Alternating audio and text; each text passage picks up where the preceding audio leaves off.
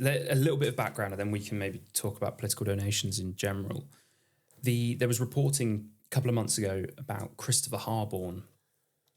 Christopher Harborne is a British Thai businessman. He has made a lot of money in cryptocurrency, and he gave a personal gift of £5 million to Nigel Farage in the weeks leading up to his announcement of coming back into politics. If you remember that in June 2024, when a lot of people wanted him to come back to fight the general election, and he said there's not enough time. And then he changed his mind, he came back. And it seems to be around that time that he received this gift of £5 million. Okay. And that the Guardian, I think, broke that story a couple of months ago. And there was a bit of a media fanfare about it. And then the more recent one is this chap called George Cottrell, who was jailed for wire fraud in the US in 2016. I think there were 21 offences on the rap sheet, let's say. And he has given a lot of gifts to Farage. And Farage has said that these are all in a personal capacity. And obviously the media is linking this somewhat nefarious character who's been in jail to Farage, and he is part of Farage's inner circle, it seems. So Farage is receiving a lot of criticism for this, for both the Harborne case and Cottrell. And I thought we could go into political donations in general and talk about maybe what we think, whether we think they're an issue and what we think should be done about them. Did you have anything else to add on the Farage case with the donations? The only thing I would perhaps mention is that all that was broken, wasn't it, in the Times at the weekend? The George Cottrell one. Yeah. And in his speech today, he really had a go at the Times. So it kind of feels like there's something more going on there. Yeah. He suggested that it was the Times who disclosed the address of his daughter. Yes. So I believe they used a photo of his daughter's house. And I didn't understand. This is the first I'd heard about it when Farage commented on it. But I guess it's using that as an example of the wealth of his children. I'm not sure. Farage was incandescent about this and was visibly angry. That's probably the most. And a lot of people have been commenting, saying Farage has appeared quite angry in recent interviews, and some speculating that he might step back from politics. That's why this press conference at 2 p.m. was quite interesting to see what he decided to do.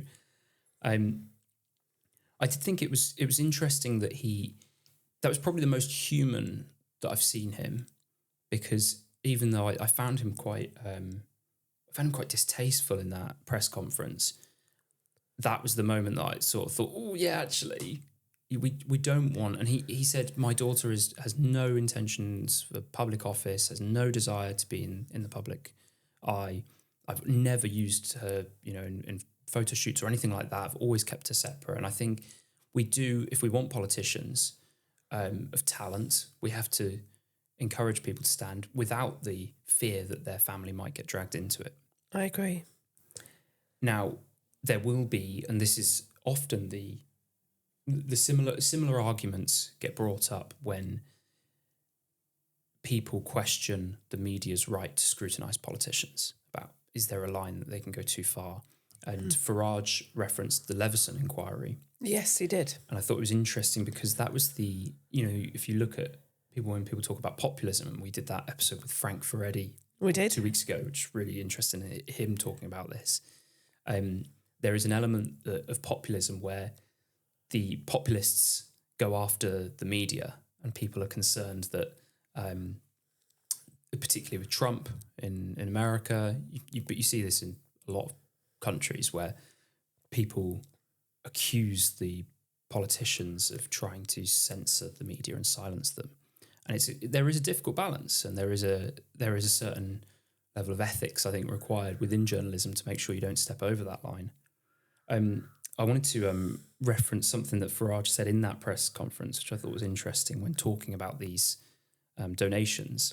He said, "I have done nothing wrong. I haven't broken the law. And I thought, that's interesting because you could easily have done something wrong and not broken the law. And part of, I think, what is the problem with our politics, and something we've discussed before, is the marriage between the legal and the moral.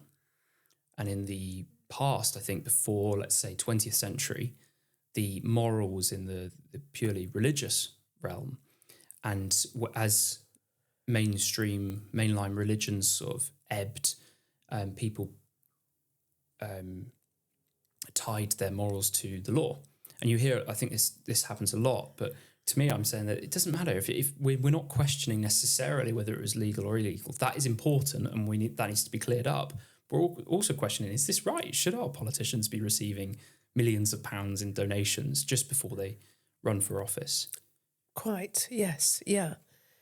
But when he says, I've done nothing wrong, I've not broken the law, he's trying to address the kind of both the moral and the legal question, isn't he? He's trying to say, I've not done anything wrong morally, and I've not broken the law. Do you not think? I think that's interesting. That's an interesting reading into it. I think if you hear what he said and his intonation, it's clear that he sees those as one and the same. Right. Right. Okay. So he said, "I've done nothing wrong. I've not broken the law." Okay. Right. Whereas I think what you're saying, and this is how it should be, I think, is I haven't done anything wrong, nor have I broken the law. Yeah. Right. Which is an interesting nuance. He also said, do we want leaders that know how to make money? Which I thought was a really interesting line, because he's, and this goes back to our analysis of the political situation, which is the left and these left and right elements of, that it's sort of dying, and yet our politicians aren't willing to let it go and move on to the next thing. And that is very much this old narrative of people on the right know how to make money and they're good at business. And Farage is basically saying these left-wing, he mentioned communism at one point, but these left-wing ministers in the cabinet, none of them have got any business experience. And I thought that you can make that argument, but if you're referring to your ability to make money based off a political donation or a personal donation, as he would say, it's not the greatest claim to any sort of business acumen. He was claiming that he'd done a lot of other things, wasn't he? He was claiming that he's been an influencer and that's how he's made money, that he's given recommendations for certain financial products and he's made money from that. So he did do a list of other things he'd done because I was wondering whether, is there something else about to come out that says Farage has got all this money and he's trying to answer in advance of that, this is where all that money's from. It almost felt like there was something that he was addressing that we didn't quite know about yet. Yeah. It to me, it's similar to a lot of a lot of right-wing arguments around tax when they say, why should I be paying this tax? I've not got any reward, from paying all that tax. And you think, but you've made your money based on a lot of the infrastructure and the resources that the country has been able to offer based on the tax that's come in the past. And it's similar with this thing of his claim, which is that this is all personal, it's not political, so it's not part of his political. And I think that's not right, because the influencer, for example, the only reason that he has those 7 million followers that he claimed on TikTok and wherever else is because of his political career. Yeah. And you can't say that, that was completely separate. That was based on my talent. That was based on my business acumen. I think it is really hard to separate out those two. And isn't it, I mean, you pointed out that kind of chronology that it seems that he got that big donation, the £5 million donation, just before he decided to stand again. So in other words, having that money in the bank gave him the confidence about his security to allow him to stand. So how can you say that that's not related to his political life? Exactly. And so the rules on this state that gifts should be declared, anything received within a year of you taking office should be declared if there is any doubt whether it was for political purposes or personal purposes. So political has to be declared. If there's any doubt, then it should be declared. And that is the case that the Lib Dems, for example, are making. Oh, we need to give them Lib Dems more of a shout out. They don't get much exposure, do they? Somewhat self-inflicted, but anyway. Reform have said that the gifts were unconnected to political activities. But like you've just said, it's really hard to make that case when the fact that he received that £5 million donation meant that he was then able to run, and perhaps was part of the reason why he decided to come back into politics. Yeah. And what I don't quite understand is, given that there's always a danger that this will become public, what is the problem with just making it public anyway? Because making it public doesn't make it taxable or anything like that. It's not that it makes it less, worth less to you. It's just that it means that it could have some influence on what the public think of you. And if he's very confident that it's not wrong for him to have done it, then why would he not just declare it? Exactly. And that's where I think this line about there being any doubt is important.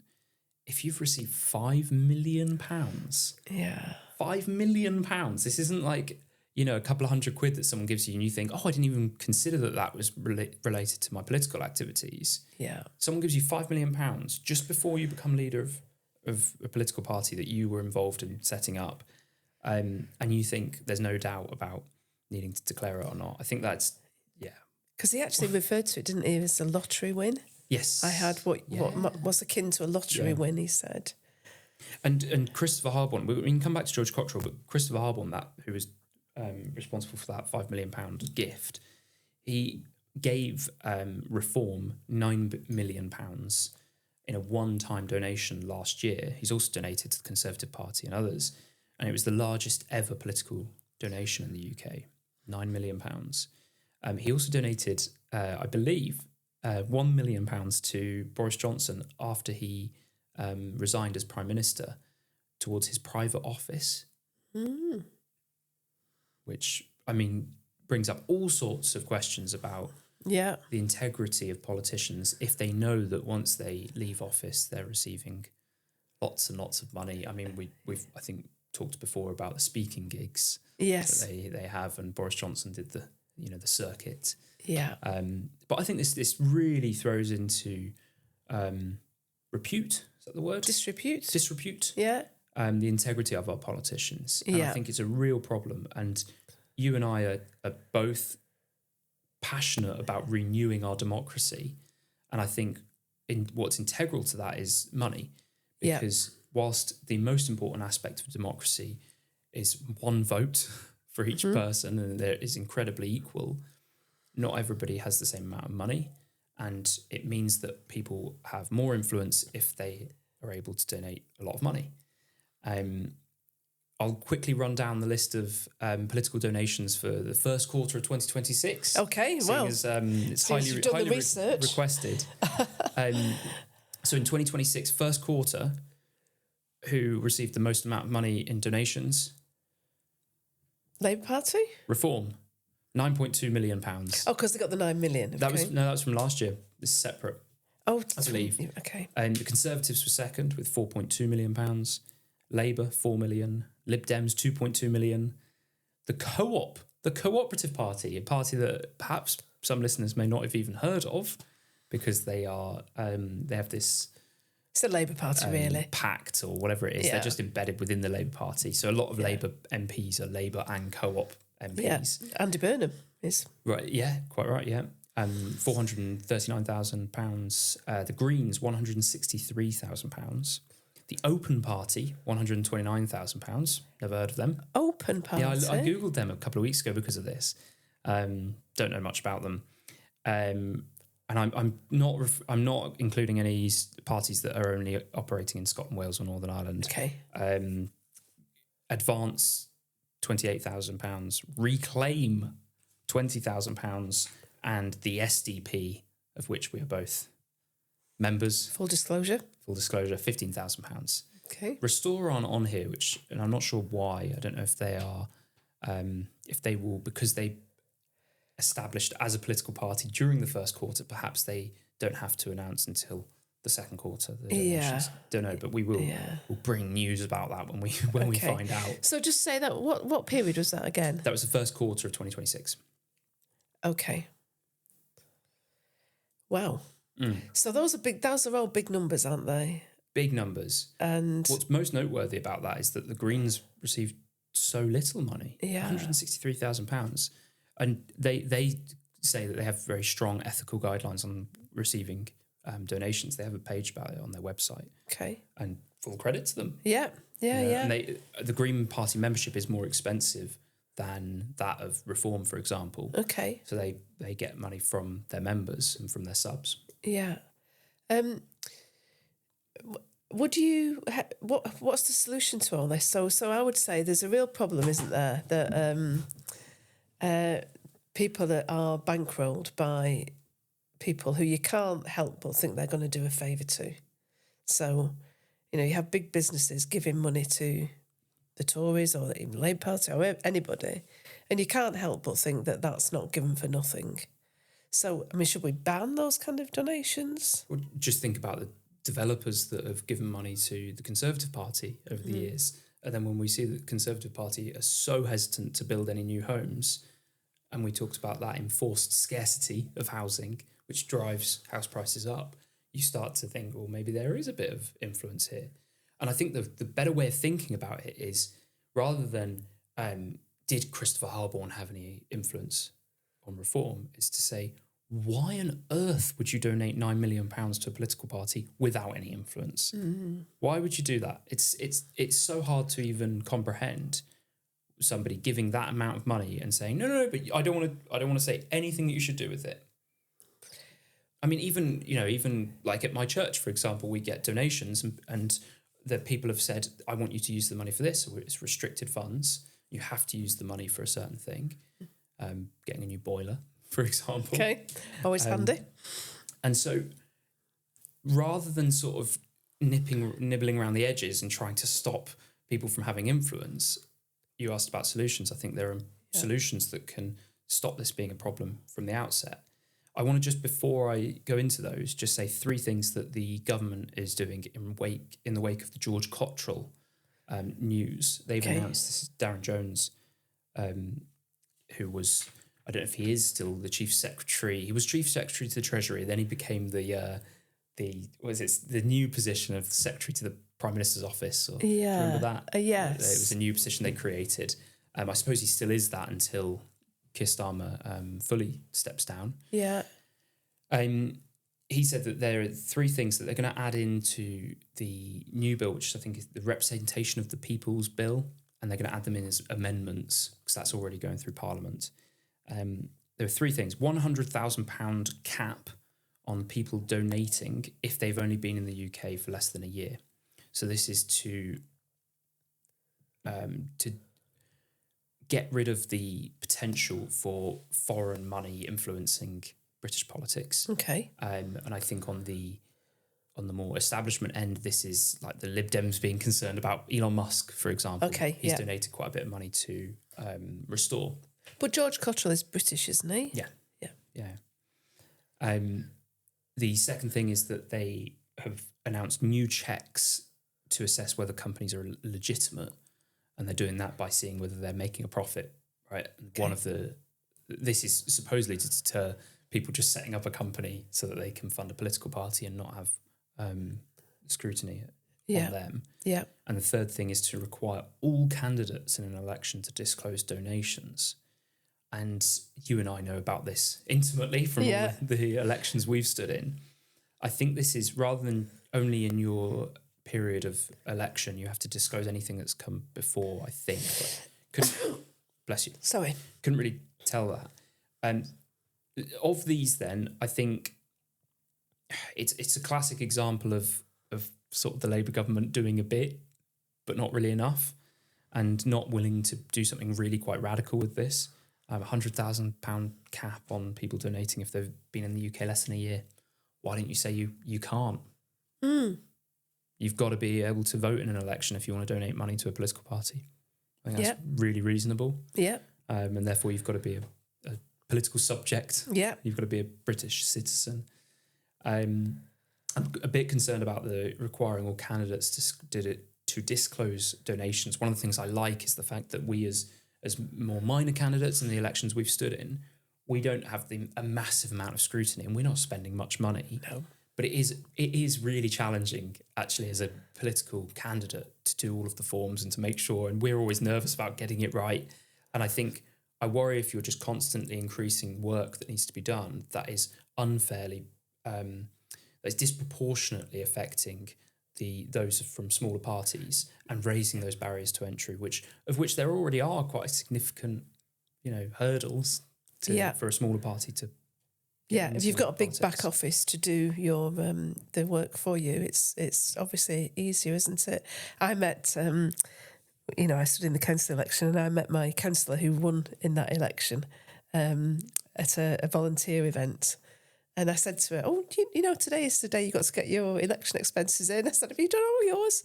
And she said, "Oh, they'll have been done for me." All right. Nice. That's nice. Some, isn't it? Yeah. I did all the spreadsheet myself.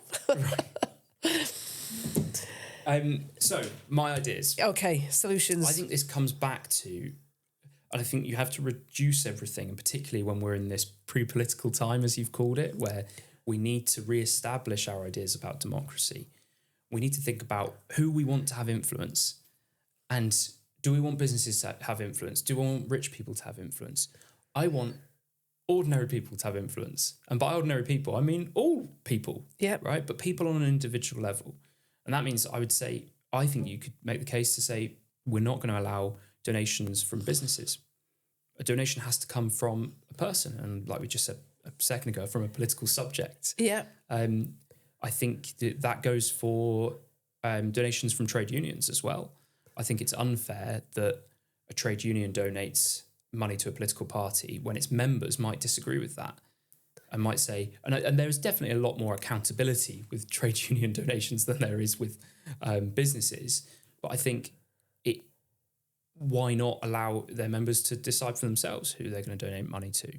I love this idea of, rather than banning things, you say, right, let's flood the market with donations, right? And there's a great idea that I first heard about it in Andrew Yang's presidential campaign when he was standing to be the Democratic nominee for president in 2020. Okay. And he had this idea of democracy dollars. And so each citizen receives $100 democracy dollars. It's like a voucher, and you can cash it in. And I think you could do this through the Electoral Commission in the UK.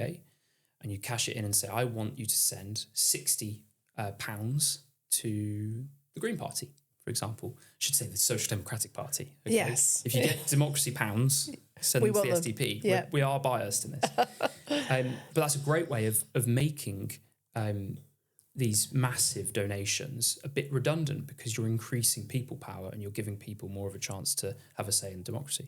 I mean, obviously that's a public expense. Those democracy dollars have to come from somewhere. Yeah. And the fact that I'm talking about this magical money tree. Okay. I mean, you're giving democratic control over them. That's good. Yeah.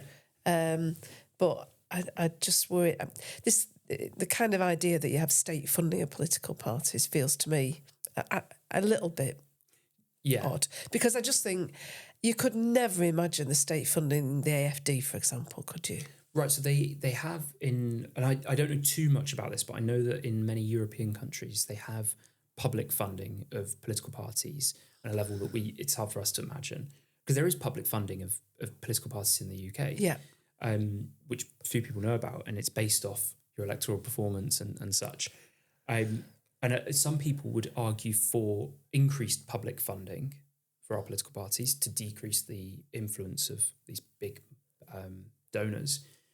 I think that is a way of doing it, but you're then giving the power to the people to say, where do you want that money to go? And they're only getting that money if they motivate people enough to cash those vouchers in.